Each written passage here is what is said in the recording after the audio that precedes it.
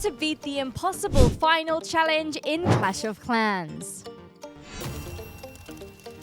Hello! This one was hard, but don't worry, I got you. I'll be explaining everything step by step, but also making sure that you know what to look out for. All you need is a little bit of patience. So, first of all, you're going to use 2 minions to snipe off both of these expos. Next, we use 1 barbarian to trigger all of the traps here in preparation for our fireball. Make sure that both of the hidden testers are visible before deploying your warden.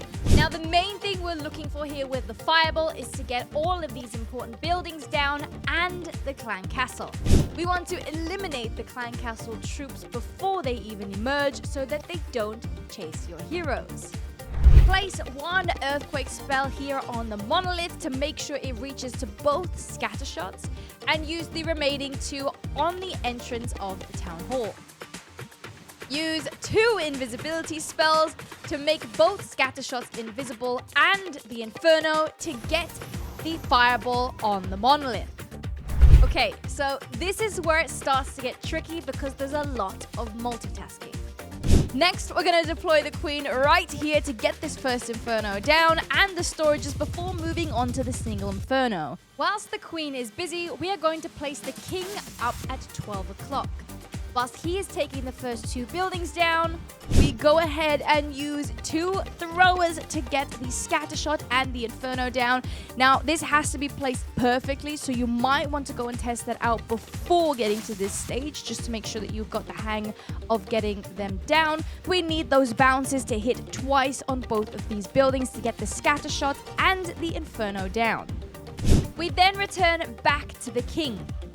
Drop the rage, place the thrower in front of the monolith with 2 loons, and the bounce from the football will also get the second expo down, which is crucial for keeping the king ability for the core. I also sent in a headhunter to help with the enemy king.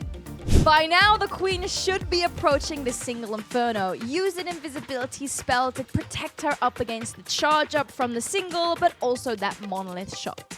Once the queen has taken the single inferno down, recall her and redeploy her on the 3 o'clock side alongside those healers just to turn that into a queen charge. Don't worry, I've failed here many times as well. To help the heroes, take down both outer monoliths by placing 2 kickers on each statue. And whilst we're at it, place 2 over on the left by the second letter A for the monolith and 2 by the dark elixir storage for the scatter shot. Place an ice column and the royal champion by the queen.